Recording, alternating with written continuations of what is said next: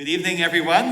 We're here tonight for a election forum for the 2024 election. This one is for the Hibbing School Board.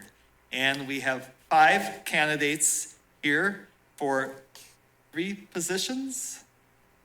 I'm correct. Very good. 5 candidates, 3 of them will be elected.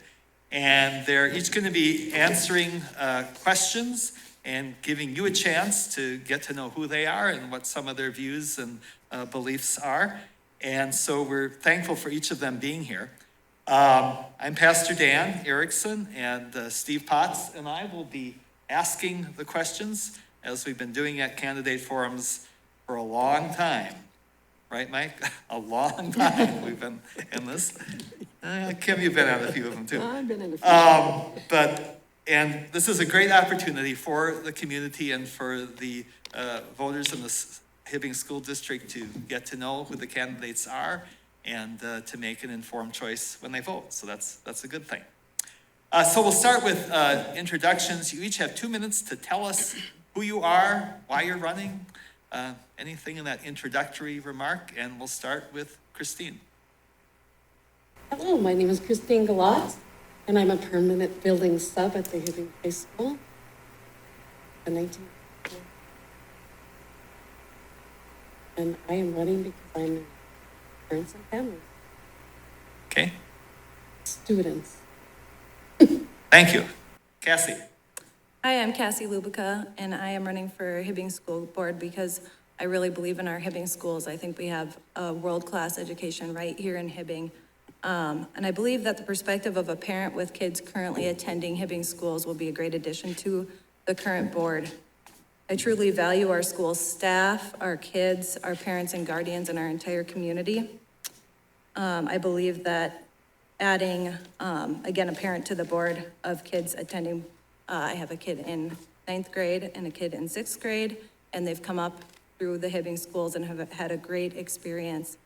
I came to Hibbing about 20 years ago for nursing school, and I've been here ever since. I love this town, and I love everything that we have to offer, and I think we have a great history in Hibbing of really investing in our kids and in our education. Our people really care about our education.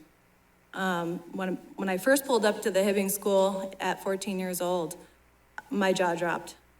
My sisters and I turned to each other and said, "Are we in the movies? Like, this is a beautiful school." Up until that point, we were in schools in Wisconsin, and Wisconsin does not have the education system that Minnesota does. And so coming from the outside and being able to see what a beautiful school this is was really remarkable. Now, as an adult, I am even more impressed with our programming that we offer in Hibbing, and I'm so glad that we have that for our kids, including my own, and all of the families in Hibbing and surrounding area. Thank you. Thanks, Cassie. Mike? Hello, my name is Mike Egan. I'm running for school board because I want to continue the excellent work that this board has done so far. I think the last few years has proved that the board working together has achieved a lot of goals that we had set out to. We went through a couple of tough years with the COVID and how we handled that. And I think that we've included and increased our curriculum for the students. And I just want to maintain that board success and hopefully be a part of that. And that's why I'm. Thank you. Thank you, Mike. Kim? Thank you. My name is Kim McLaughlin, and I am excited to be here this evening to share with you how proud I am of the work our school district has done over the last 8 years, my tenure on the board, along with the energy and passion to keep working alongside our entire school community to continue the efforts of our work and truly make Hibbing schools the best, providing the best education and the best educational experiences for all students. I am qualified, I'm experienced, and I'm an engaged champion of the Hibbing schools who has brought your voice to the Hibbing School Board. Tonight, I humbly ask for your continued support to earn your vote in the November 5th election. I understand the importance of being fiscally responsible and a judicious steward of public funds, not overburdening taxpayers. I'm a CPA and a certified fraud examiner with a bachelor's degree in accounting, and I understand the importance of advancing our district, but doing it in a fiscally responsible and appropriate way. I've devoted the past 27 years of my professional career to public education as an auditor and a business manager, and I have a whole vast assortment of experiences, and I understand how the various components of education fit together. I have served as a treasurer of the Hibbing School Board the last 7 years, and am currently the chair pro tem. I represent the board on an amazing district leadership committee and the finance committee. I understand policy, compliance, and demonstrated I am poised to make difficult decisions. Like we all say, hindsight is 20/20. I am honored and privileged to have a daughter who is a proud Blue Jacket graduate, one who has actively engaged in nearly everything Hibbing High School has to offer, a college graduate, a law school graduate, and a medical school student. With those parental experiences and context, I truly have lived and understand the importance of student-centered decision-making and can draw on those. Thank you. Thank you, Kim. Sierra. Hi, everybody. Thank you for tuning in or being here tonight. My name is Sierra Napoli-Tyne, and I'm running for Hibbing School Board to ensure our young people in Hibbing receive a quality public education. I believe in fostering a healthy and supportive educational environment, and my passion for community well-being drives me to ensure that our schools are places where every student can thrive. I believe in promoting transparency and public engagement throughout this process, as well as decision-making, and I aim to strengthen community relationships, advance youth achievement, as well as support our students on each of their educational journeys. Thank you. Thank you. Okay, first question, and we're going to go with Cassie and then end with Christine. Once you give your answer, then we will give you a second round just with 30 seconds if you have an additional comment to make or want to respond to something another panelist said. So starting with Cassie, it's the first question that we gave you on the sheet. What do you understand the primary duties of a school board member to be? I understand the primary duties of a school board member to be setting policies based on the laws and regulations created to help protect our people, govern the district's work, oversee, support, hire, evaluate our superintendent, help set goals as aligned with our strategic plan, and monitor student outcomes, and we also approve our district's budget. Thank you. Thank you, Cassie. Mike, what do you understand the duties, primary duties of a school board member to be? I think the primary duty that we have as a school board is to maintain a curriculum that is set forth for the students that not only improves their ability to learn, but also gives the staff an opportunity to do different things that we probably wouldn't think about in the past. I think that the school board is there to be fiscally responsible for what we do at the school, how we maintain the funding that we have, also to keep in touch with our superintendent, so we work with him. And more importantly, do what's best for the students to maintain a safe environment for them to learn in, and then also listen to our staff and take those ideas and work those into something that can be used throughout the year with the school and with the teachers. Kim, same question. What do you understand the primary duties of a school board member to be? Before I start, can I ask, was there a list of questions that was handed out? Oh, okay. Well, just so the community knows, I haven't seen them, but that's okay. Here's mine, you can use mine. Okay, we'll share. We'll share. We work together on the school Sure, board, so you this can. is important. So, as Cassie said, certainly there are the MSBA defined roles of a school board, and I think it's important for board members to understand our responsibility is to set and oversee policy. We're not day-to-day administrators. We oversee human resources, financial and facility resources, the budget, maintaining community relations and advocacy, hiring the superintendent, delegating responsibilities, and collective bargaining. More importantly, not as defined in this MSBA, as an experienced school board member, I am passionate about, and I believe you have to add value to the roles in your fulfilling. You have to demonstrate a high level of ethics, integrity, professionalism, transparency. You have to be passionate about education, about kids kids and engaged in student-centered decision-making. I believe you have to be engaged and be present, and you have to be willing to invest time. Whether your board packet is 5 pages or 400 pages, you have to be prepared. And above all else, you have to be a champion for our district. Thank you, Kim. Sierra, what do you understand the primary responsibilities of a school board member to be? Sure. So in addition to what my fellow candidates have stated, regarding the role and some of those official procedural pieces, my understanding is that to be a school board member as an elected representative, you're there to relay the concerns, the questions, and be that voice of the community that's elected you.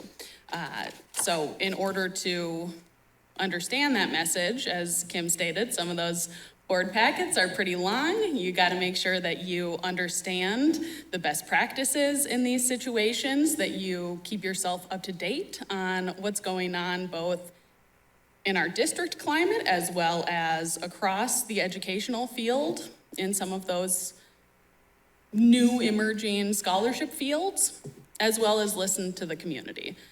What are their thoughts? What are their concerns? Our educators, our staff members, as Kim mentioned, our students. What is going on in their lives? What are their concerns? And what would they like to see from a school board member?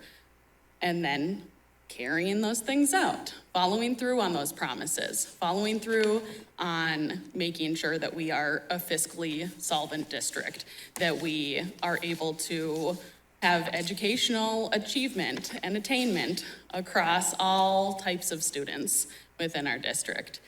So again, in addition to those defined roles, a school board member, as Kim stated, should be involved and active, should be participating in that community level and really understanding the needs and concerns of the folks that elect them. Thank you. Thank you, Sierra. Christine, what do you understand the primary duties of a school board member to be? Primary duty of a school board member is to be a voice for all, be an advocate for students and families, to interact and support members in our community. What I believe. Okay, thank you. Each have 30 seconds if you want to respond to someone or an additional comment. Cassie, No, thank you. Mike, No, I'm good, thank you. Sierra, and Christine. I'm fine. Thanks. Mr. Steve Potts.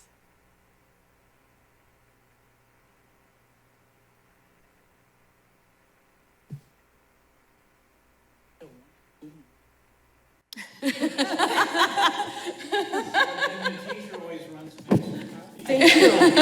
I knew I had to keep you on your toes here tonight, Mr. Potts. You always come through. Thank you. I try. how come you have the answer?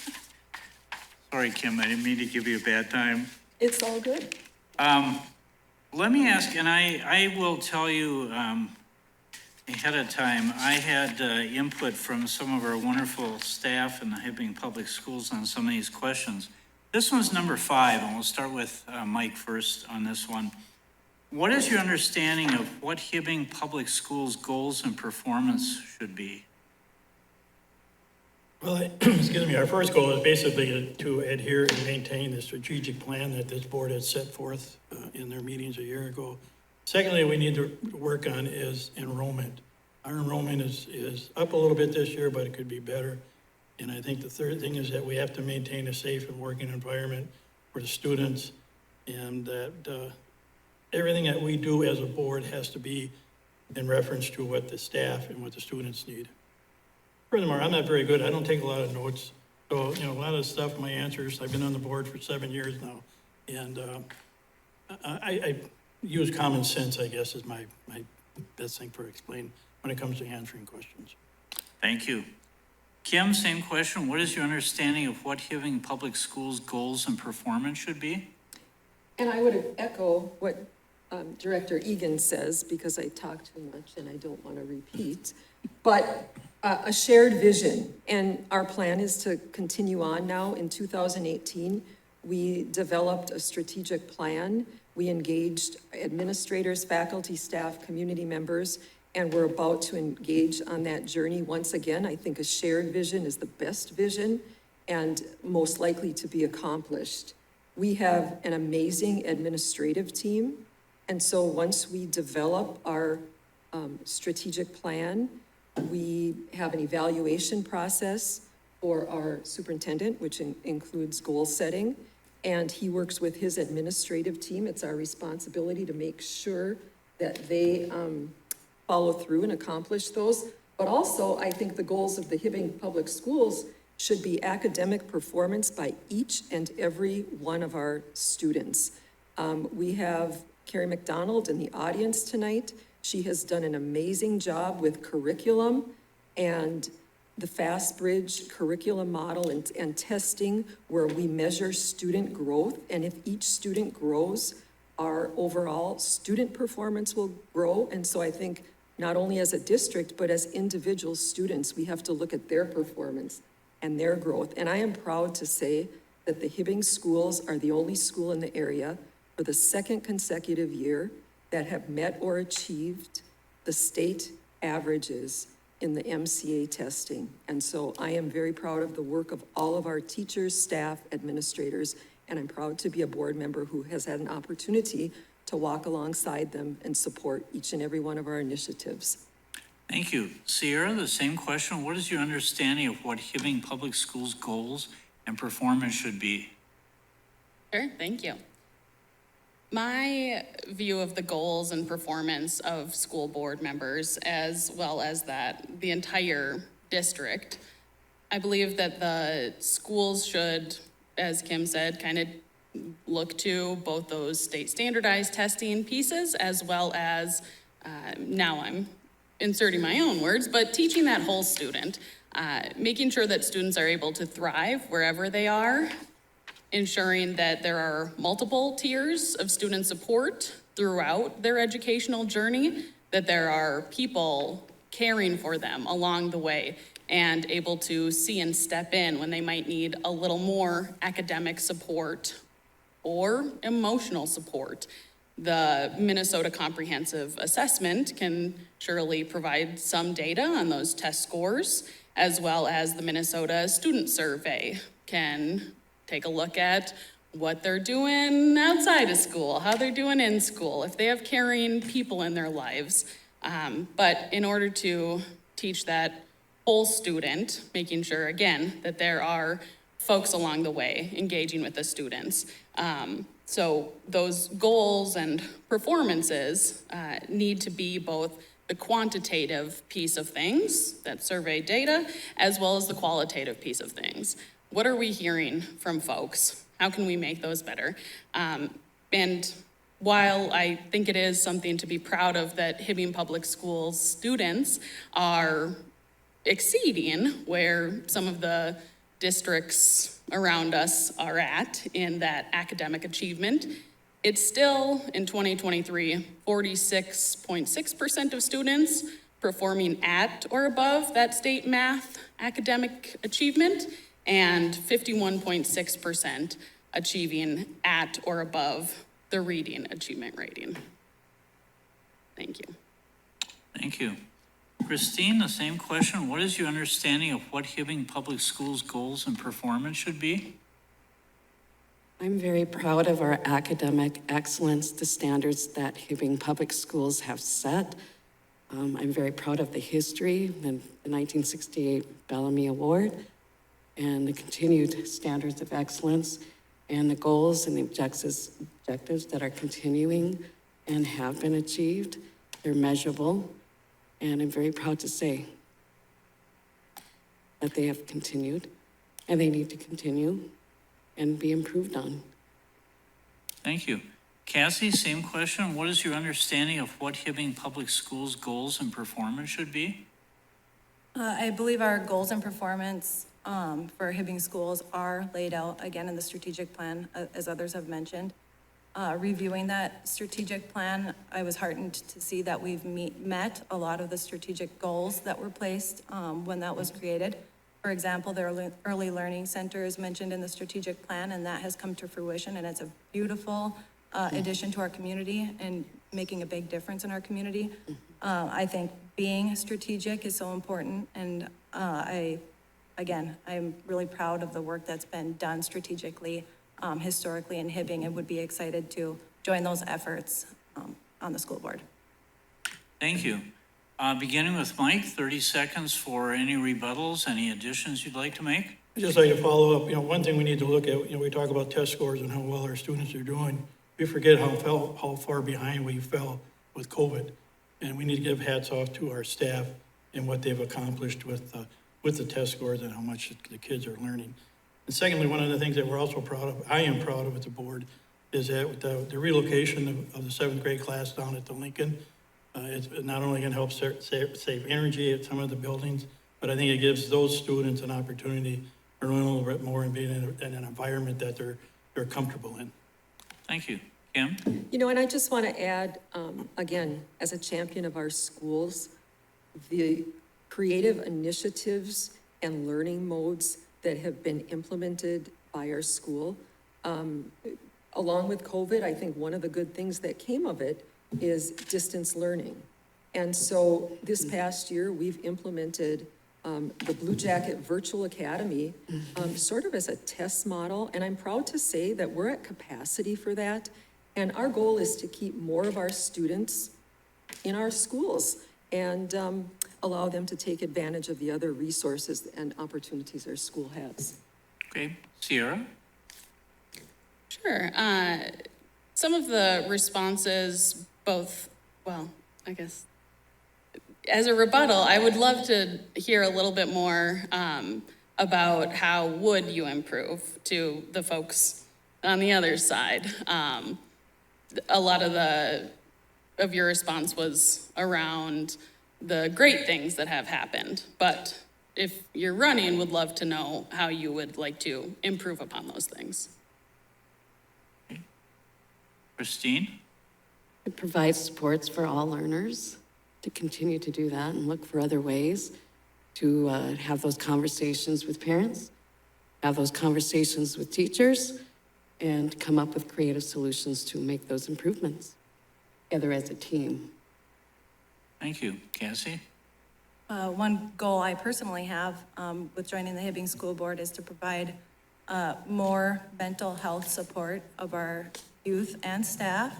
I think that today's world is a different world than even what I grew up in school. So we need to meet our kids and our community where they're at and work to provide additional opportunities. And I'd be excited to help with that.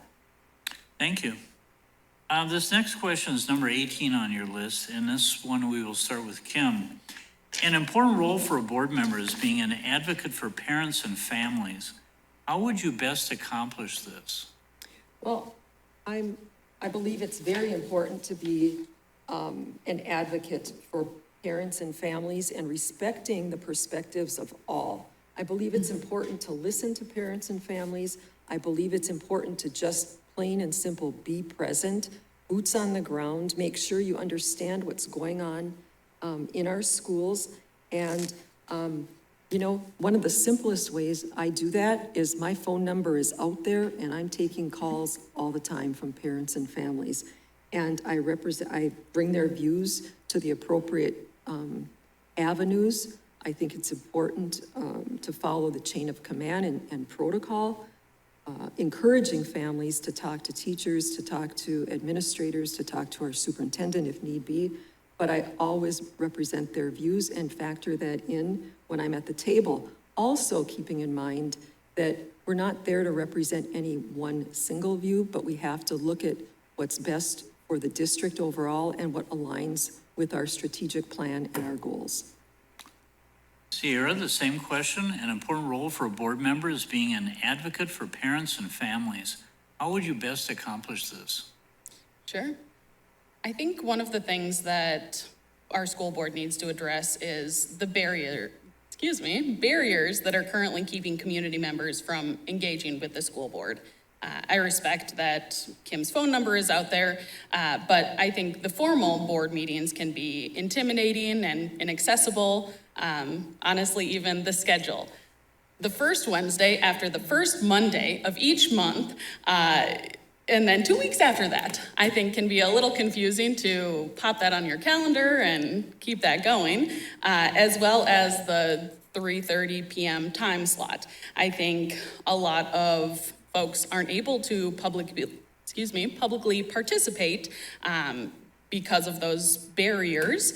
So I would want to seek public participation in a variety of ways, at a variety of times and locations to really accommodate the needs of our residents. Members of our community should know how their input will be collected, how it will be used to find solutions, and then what opportunities exist for future collaboration with the school board. Thank you. Christine, same question. An important role for a board member is being an advocate for parents and families. How would you best accomplish this? Through interactions with students, teachers, and community. I think it's important to be present in the community at sporting events and other events in our community, and to have those conversations, and also to make yourself available to all with the phone number. Phone number is good. Thank you. Cassie, same question. An important role for a board member is being an advocate for parents and families. How would you best accomplish this? Communication is key. I think I plan to be very responsive to people's questions, and if I don't know the answers as a new school board member, I will find them. I'm also very involved in the community already, and I think that is really helpful. I'm really involved with parents and families in our community. I'm the president of the PTO at one of our schools. Through that, I've built a lot of relationships with amazing people in our community that I know will bring any concerns or successes to me. And I would be totally open for that dialogue, and I'd even work to provide opportunities for dialogue as a school board member so that people know how to reach me, where they can reach me. And I would take that responsibility very seriously. Thank you. And Mike, you get the last word this time. An important role for a board member is being an advocate for parents and families. How would you best accomplish this? Well, I think the biggest thing is that one of the things that was brought up earlier is mental health of our students. I don't think the public realizes how many students we have that have to have that support in order to get through school. We hire a lot of individuals to work with those people, with those students. And it's just something that it has to be, not only the community needs to be made aware of it, but it's something that as a school board, we have to be open to, to working with parents. We have some kids that have both parents at home, some have one, some aren't so lucky. And it's an issue that needs to be addressed. And as a member of the school board, I am going to push that we do that. Thank you. Kim, 30 seconds for rebuttal or additions? Yes, I would agree with Sierra, and I have been an advocate for a later meeting start time. I always welcome people to the public forum, but I think part of our role in working with parents is to remind them of the proper communication protocol. And I think if they start with teachers or staff or wherever there's an issue or a concern, they're going to build trust. And I think then by working through the chain of command, I think coming right to the board is certainly welcome, but that is a board meeting in a public venue. So I think they're going to be more satisfied working through the chain of command. Thank you, Sierra.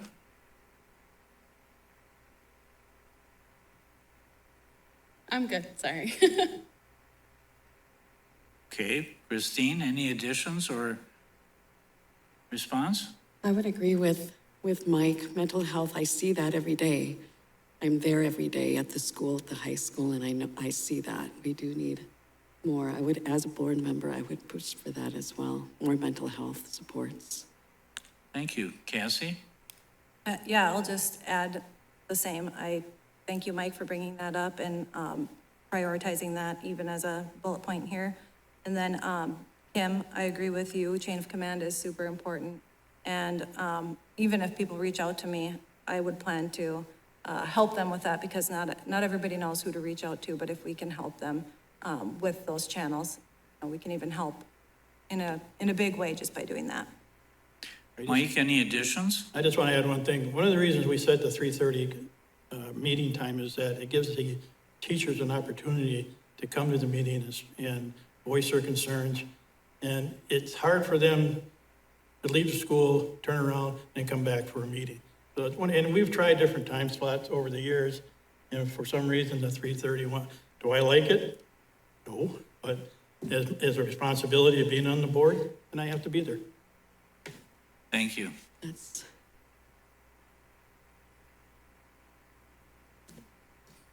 Thanks, Steve. We're going to go to number 13, give you a chance to share your opinions here. So starting with Sierra, if elected, what will be your top 3 priorities as a school board member, and be as specific as possible? Sure, thank you. If elected, my top three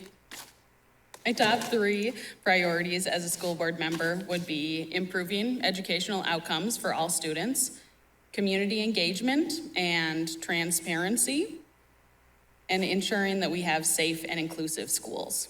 Those are very broad and general. So upon improving educational outcomes, as stated before, those numerical pieces, where are we at in test scores? Where are we at in graduation rates? Where are we at in technical education? How many people are participating in the online Blue Jacket Academies?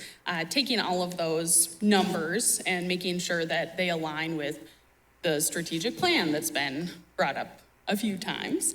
The community engagement and transparency piece. The school board room is also unmarked. The boardroom. So I think, again, just ensuring that, yes, people are following that chain of command. But if they've exhausted all of their options and they want to bring something to the school board, they know how to do that. They're not intimidated by that process.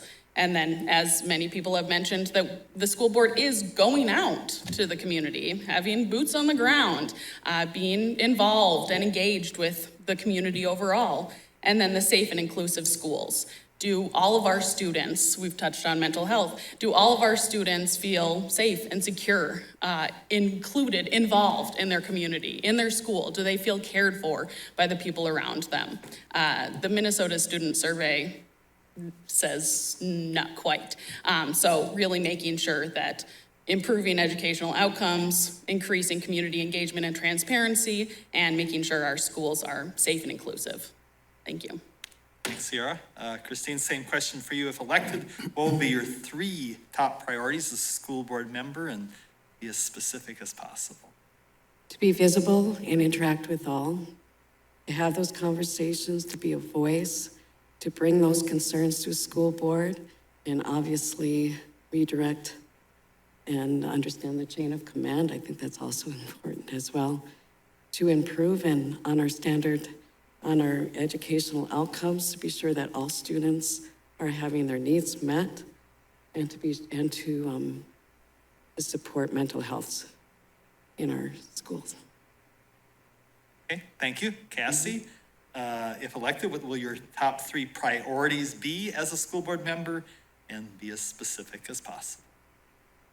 Number 1, I would prioritize educating myself on my role as a school board member. I would take all opportunities and utilize all resources available to me to become educated on what this role really is, and also just get really educated on our policies, procedures, and guidelines that we have set for our Hibbing School District. So that's 1. 2, I would hope to plan regular rounding with our school staff members and aim to provide opportunities for dialogue so that I can keep in touch with the emerging issues and successes. And I would plan to discuss this with the board and school staff members to determine if this would be useful. Again, I want to provide avenues for that dialogue with our community and our school staff members.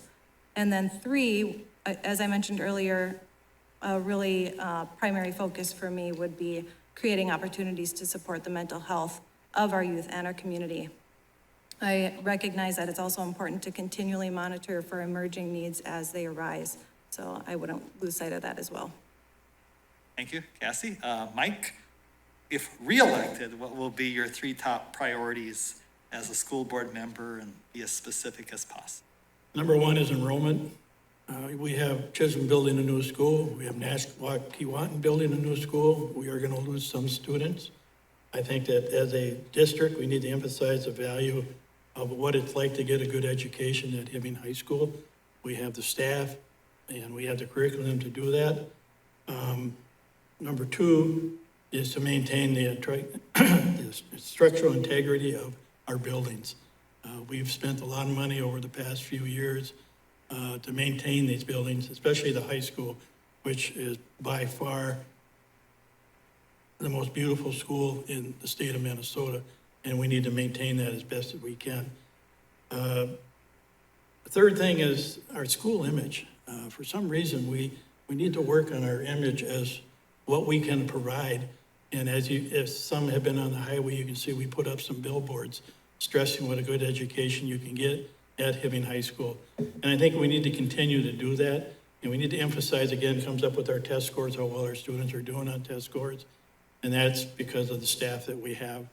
And just those 3 things, I think if we can accomplish those 3 things, we can continue to make Hibbing one of the best schools in the state of Minnesota. Thank you, Mike. Kim, if reelected, what will be your 3 top priorities as a school board member? As specific as possible. Well, I'm gonna start broadly. Academics, social emotional supports, the ones that we've already invested in and hoping we can maintain and grow them, and facility maintenance. And overarching all of those, it would be my priority to make sure that we're good stewards of public funds and have funding mechanisms so those areas can be expanded upon over time. I believe school effectiveness is sort of like the spokes on a wheel. If we focus in any one area too much and let others fall by the wayside, we're going to lose our effectiveness. We have to continue to make sure we're attracting the best and the brightest teachers, investing in curriculum in both general education and technical education, making sure that we can continue to sustain our counselors, our school nurses, psychologists, the social workers, and our facility maintenance. You know, as Mike mentioned, our neighboring communities are building schools. We are maintaining a beautiful piece of Minnesota history, the history of our country, and having co-chaired the 100th anniversary celebration of Hibbing High School this summer, it gives me such pleasure to see that Blue Jacket pride and how proud they are when they come in Hibbing High School. And as I've said to many people over time, and if there's any of my friends out there listening from neighboring communities, students take an education with them. They don't take bricks and mortar. And coming to Hibbing High School or the Hibbing Public Schools will provide them with an excellent foundation, and it will build all the way up and provide them with an opportunity to compete at any level. Okay, now each of you have 30 seconds to respond or to make additional comments. Sierra? Sure. I think that, as a lot of folks have said, having those different tiers of support and making sure that the teeter-totter is a little balanced, making sure that we honor that past. But I do want our school board to build towards that future and continue improving upon the work that has already been done, but really making sure that our residents have the opportunities to invest in our young people by increasing engagement and transparency in decision-making. We'll be able to take pride together. Sierra? Christine?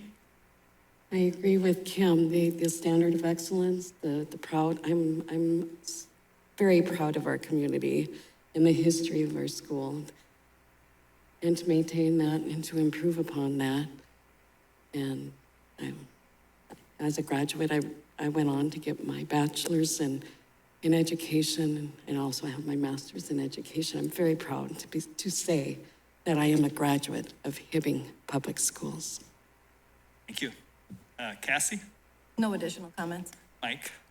I'd just like to say what an honor it is for me to be here with these young people because this is great. This is great that we have this involvement. If we could get the rest of the city to get involved and do some of the things that we have here. So I'd like to take my hat off to all 4 of these candidates and say thank you very much for doing this. So. Kim? You know, and I just want to add, I am so proud of the work of our schools, and I hear so many things on the street. I am so proud every time I can go into a classroom and see what's going on in a classroom, not only seeing our buildings, but I welcome any of our community members, please visit any one of our schools. They are amazing, both the facilities and what's going on in our schools. And I encourage anybody to come to any of our district leadership meetings. There's a group of probably 20 to 30 educators from all spectrums, and they are so passionate, and they have really enhanced and improved education for our young people in our schools. Thank you. Okay, let's see, we start with Christine. Here's a little more specific questions. Number 22. What rights and recourse do you believe parents should have if they disagree with or object to the content being taught in a particular class? I believe parents do have rights. And I do believe that there's a chain of command. I do believe that all have a voice and should be heard. And whatever those concerns are, that it's appropriate to discuss those with members of the community, with the school board, with the teachers, have those conversations. They do, they have rights. Okay, thank you. Cassie, what rights and recourse do you believe parents should have if they disagree with or object to the content being taught in a particular class? As a parent who has had concerns in the past, I've always gone to the teacher and to address those concerns there whenever possible. Parents and guardians should communicate concerns with the teachers so that they can have a discussion and understand the concern and really make sure that they're informed on what that concern is. That's an opportunity to be fully informed before making any decisions. And in healthcare, I have a background in healthcare, we're required to get informed consent anytime we're doing an invasive procedure. And I take that with me. That is making sure your patient understands the risks, benefits, and alternatives to that procedure. So I really look at it that way. We have a duty to be fully informed anytime we're making a decision. So we start there. If they still have concerns after discussing it with the teacher, the teacher can help guide them on the next steps. And that's pulling in administration and the principal, and internally following the policy for this scenario. Thank you, Cassie. Mike, what rights and recourse do you believe parents should have if they disagree with or object to content being taught in a particular class? Well, I think if you look at the school board, we have a procedure that we try to follow. In the past, we've had incidents where the school board has had to take under investigation of certain things that were brought against a teacher or a student. I think that you're right, you talk to the teacher at first if it does not involve them as a student. Secondly, if you don't feel that you've been given the answer that you want, then you go before and meet with our superintendent. Superintendent would meet with the teacher or with the principal and try to resolve the situation if it can be made. If not, then it would come to the board. And as a board, we would have to decide what action we would take to either improve the situation or eliminate it. And Kim, what rights and recourse do you believe parents should have if they disagree with or object to the content being taught in a particular class? First of all, I appreciate what Cassie said. I mean, I appreciate parent involvement and understanding. I think it needs to come from a place of mutual respect, and the majority of the time, if you meet with the teacher or whoever's involved through communication, you generally can find common ground. And I don't think that, anybody in our school is unreasonable and wouldn't find alternative materials. And I also believe that through that mutual understanding, oftentimes there's trust that's built and there's personal growth that occurs. And I think if you understand, or if a person understands regarding the content, it may actually result in, enhancing and expanding personal growth and critical thinking skills. But I think it all starts with communication. And, I always say and appreciate if people go and talk to the person. I'm not convinced that social media is the most effective place to start those conversations. Thank you, Kim. Sierra, what rights and recourse do you believe parents should have if they disagree with or object to the content being taught in a particular class?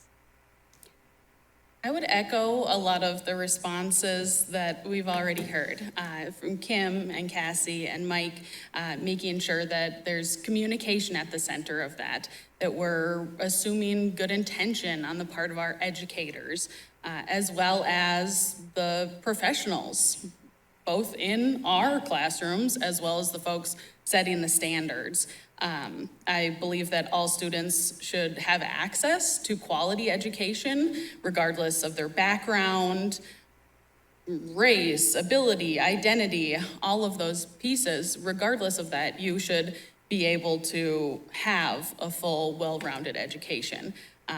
Again, honoring that past, but building towards the future and making sure that our schools are an inclusive and supportive place for all. So, chain of command has been said a lot tonight, but that those lines of communication are open between parents and caregivers and the teachers. A lot of that built trust throughout that conversation and just coming to that mutual understanding of what is going on. I think that this question is kind of getting at a culture war piece of things that I don't know needs to be at the center of education. And I think that it's doing a disservice to our students. Thank you. 30 seconds of rebuttal or additional comments, starting with Christine. I would agree. Communication is key. Communication is key, and respect. And I believe that trust, those three key factors, can build positive relationships and can come to common ground amongst all.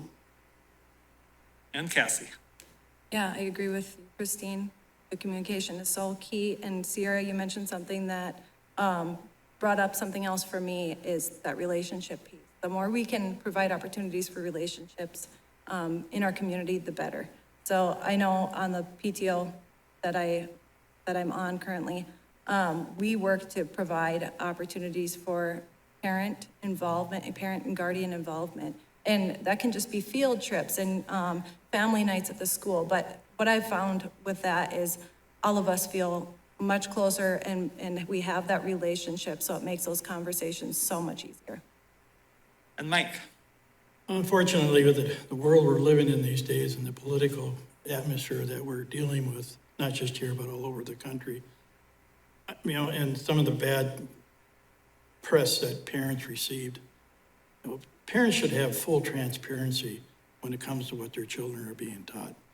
And I think that they have that right, not only as a parent, but as a guardian for that student, to make sure they get the best education that they feel they should have, not what somebody else is trying to teach them. Thank you, Mike. Kim. And I would agree with what's been spoken here. The other thing I would like to add is I'm proud of our team at the Hibbing Public Schools. We are a public school, so we do have to operate under state statute, and I do agree parents should have rights, but I think we struggle as a school board. How can we get parents into our school and more engaged? And I think if they come to our school and they see we have caring, passionate, energetic, hardworking teachers, administrators, staff, and we really all want what's best for the students in our district. And Sierra, 30 seconds. I would agree with what Kim and some of our other folks have said. Parents should absolutely have full transparency on what their students are being taught and be informed and involved in that conversation. However, the teachers are teaching to the standards and should be teaching to the standards. We should not allow for an alternate version of history. As a history major, we should make sure that everybody is on the same page about these things. Okay, thank you.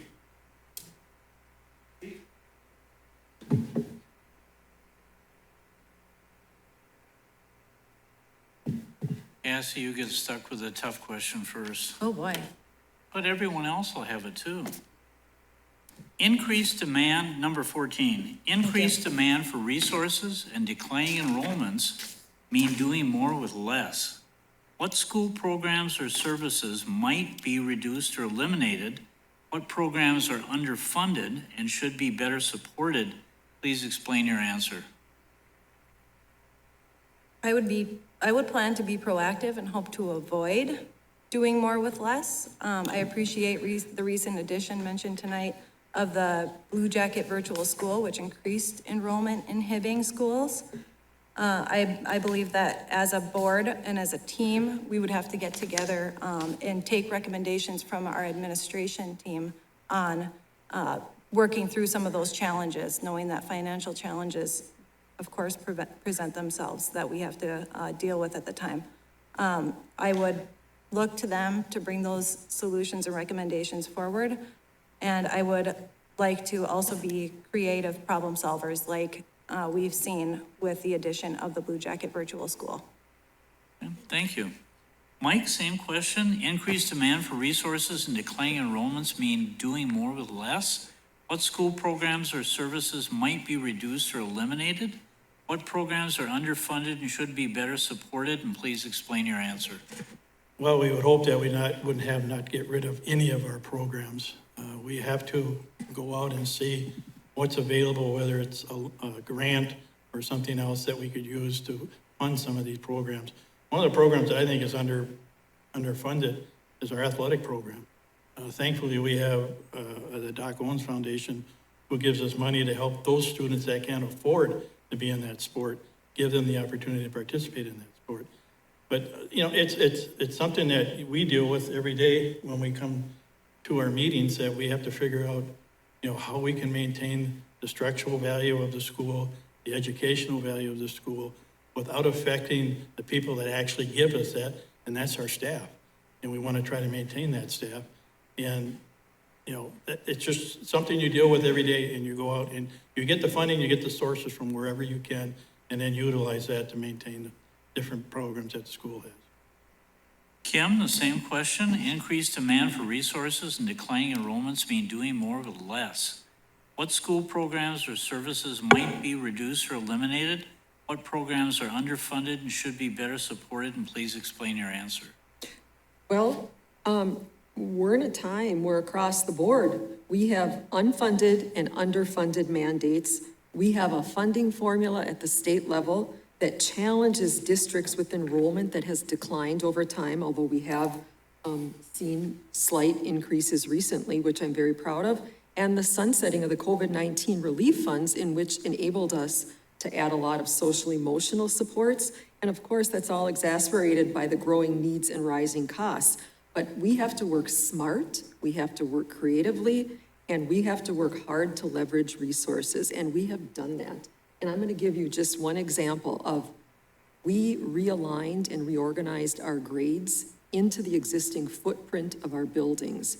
That it not only benefits children and teachers, but it saved resources. We saved and renegotiated a busing contract that we did not reduce services, but we're doing it differently, and that saved our district nearly $400,000. Additionally, I think we need to go to the state legislature, and we need to be champions for our Hibbing schools, for schools in rural Minnesota, which I have been privileged to have that opportunity to go down and testify, share our story, share our needs. We've invited Senate and House committees up to our school district, and I think we really have to work hard to be champions of our own school district and help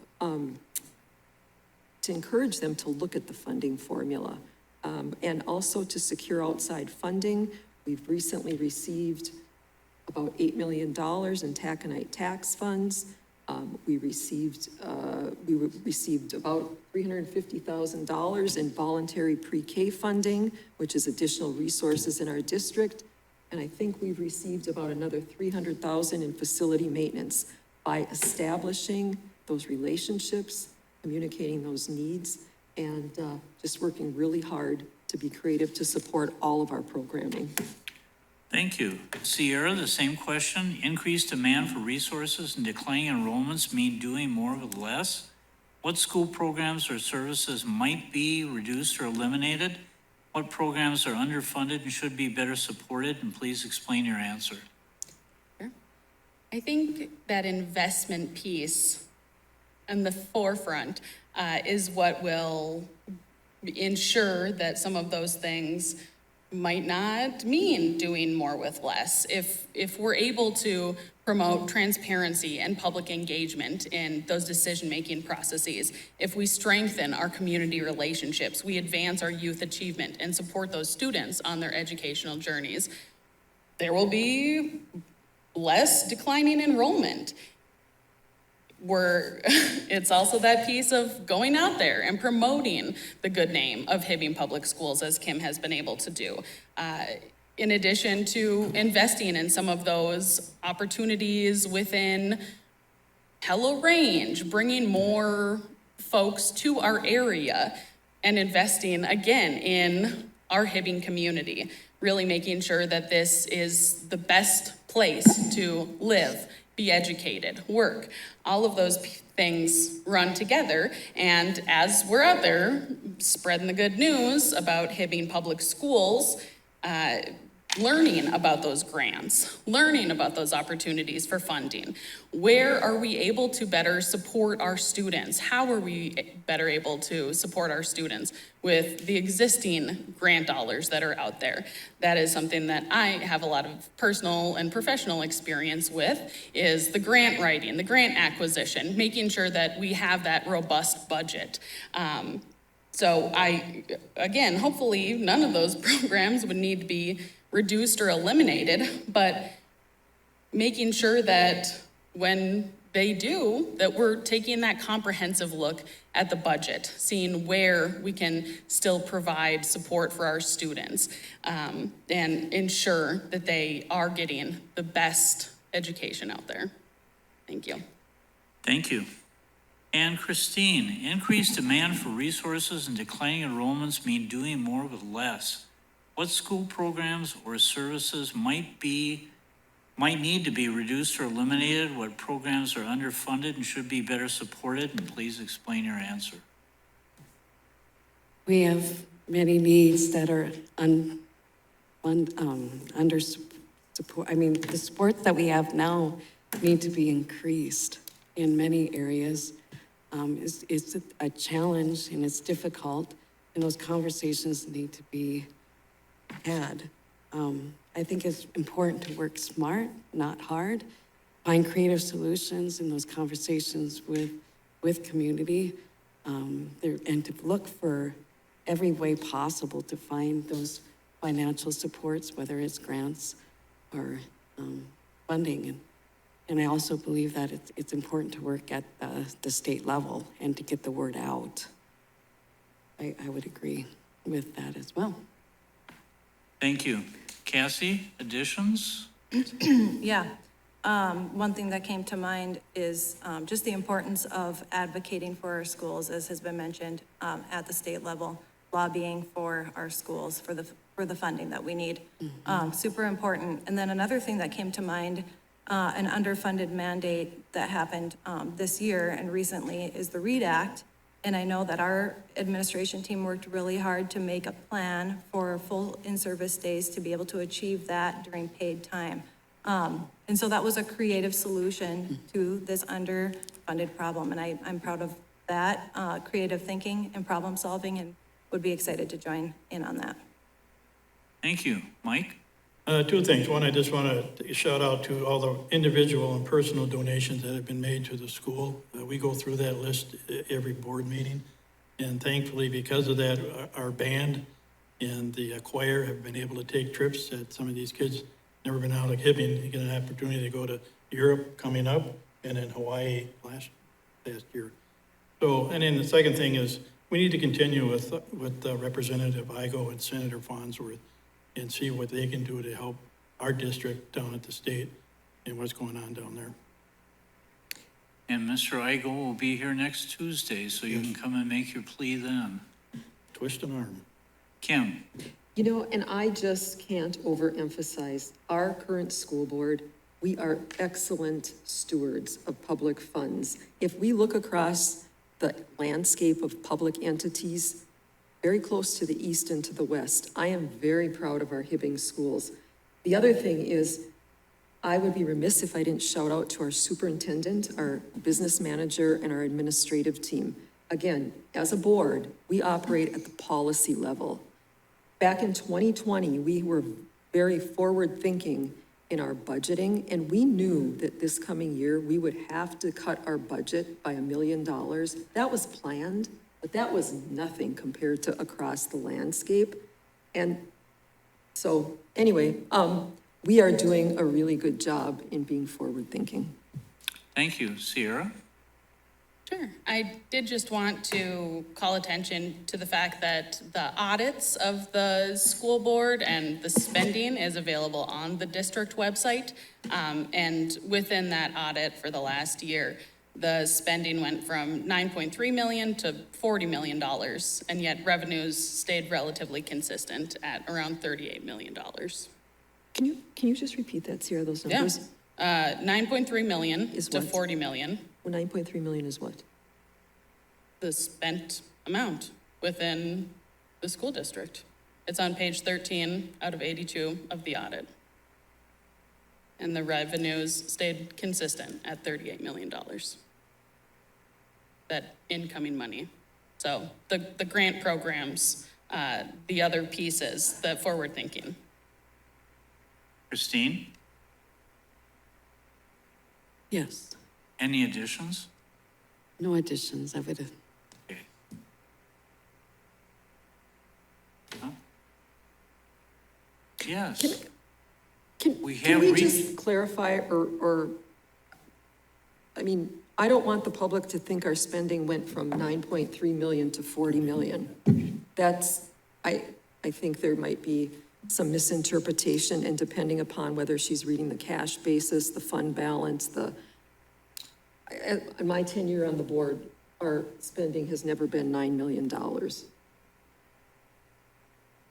My bosses tell me it's time to close it down, so since we would have been asking Mike the question first, you get the 2-minute close, Mike, first. Oh, well, thank you. Again, thank you very much for the opportunity to be here. Again, I'd like to thank those that have come, express and hopefully, wish them luck in their bid to be elected to the school board. I've been on the school board for almost 7 years now. I look forward to serving more years there. I think I bring a sense of common sense to the board. I have no personal agenda that I follow, and I just try to do what I feel is best, not only for our staff, but more importantly, for the students of Hibbing. Thank you. Kim? First of all, I want to thank all of you, the Hibbing Chamber, Hibbing Public Access. I also want to thank the Hibbing United Educators. They put together a series of thoughtful candidate questions that I believe will be arriving in the mail to all the Hibbing school voters shortly. If for no other reason, please take time to look at those. And I've just, on my tenure on the board, have put together a quick list of amazing accomplishments that this team has built together. I'm very proud, I'm very optimistic, and I'm very excited. I would also like to invite our community, as I said, into our schools. I think you too would be very impressed and proud. We have so many wonderful initiatives going on, and with your support, it would be an honor to continue to be a champion for our people, our district, and most importantly, our students and community. I'm energized, I'm passionate, I have the experience, the knowledge, the skills to continue the work that we've started. We have an excellent school board and a lot of momentum. And I'm absolutely confident that each of you watching tonight, either in person or via HPAT, understand there's no time like the present to have qualified, experienced, and engaged leaders on the school board. One who's transparent, one who's earned your trust. I'm confident you understand the importance of having a board member who understands policy, accountability, their role, the collective board's role. I'm confident you want somebody that's prepared, whether it's 5 pages or 400 pages. I am confident you understand the importance of having a board member who's objective and represents the voice of all and works tirelessly to find common ground. And I'm confident you understand the importance of having a board member who respects differences, and in this time, having a board member who understands fiscal responsibility, financial sustainability, and the skills who's willing to work to bring additional sources of funding. And so I've described a little bit of my values, and I humbly ask for your vote in the November 5th election. Please vote Kim Catonius McLaughlin for Hibbing School Board. Thank you. Sierra? I also want to thank everyone for tuning in, for putting on this candidate forum, for their determination in ensuring that they know a little more about the candidates for school board. I am determined to ensure quality public education for all of our Hibbing students. I'm devoted to improving their lives and diligent in upholding their safety. As a member of the school board, I will strengthen community relationships, advance youth achievement, and support all students on their educational journeys. Again, I'm dedicated towards honoring the past and building towards the future, and an ideal candidate for ISD 701 School Board. Please vote for Sierra Napoli-Tyne this November 5th. Thank you. Christine? Thank you for the opportunity to be here. Thank you for those who are watching. And please elect Christine Galatz for school board. I will be a voice for all, and I appreciate the opportunity. Thank you very much. Cassie? I also appreciate the opportunity tonight to give the public some information about what each of us is hoping to bring to this awesome school board in Hibbing. We have the best teachers, staff, community, kids, people in this community that I've had the privilege of working with, volunteering with, and that I really believe in. So I'm excited to, as a parent, bring a new perspective to this board. Again, a parent of kids currently attending Hibbing schools. I also want to thank the Hibbing Chamber for providing this opportunity tonight, Hibbing Public Access Television for providing the opportunity for those that aren't able to make it in person, Steve and Dan for your great facilitation of this conversation tonight. As a committed member of this community who has shown that I will fiercely advocate for our kids in our community through efforts like the Boys and Girls Club of Hibbing, Youth Mental Health Night, Youth Mental Health Day, the Lincoln PTO, and countless other efforts that I am currently involved in. I think you can really entrust me to bring your feelings, thoughts, and concerns and successes forward on this school board so that I have an informed approach to joining the school board. I also want to offer the opportunity to reach out to me if you have any further questions that weren't answered tonight. So please, I would love to have more conversations with our community members about what I'm hoping to add to our Hibbing School Board. And I would like to end with a quote that inspires me every day. It's a Socrates quote. The secret to change is to focus all of your energy not on fighting the old, but on building the new. Thank you. Thank you. And on behalf of Pastor Dan and myself and Shelley, our Chamber of Commerce president, I'd like to thank all of you who tuned in to watch tonight. I think we got a very good idea about some of our candidates, what they would like to accomplish, and I thank you for being with us. Thank you. Thank you.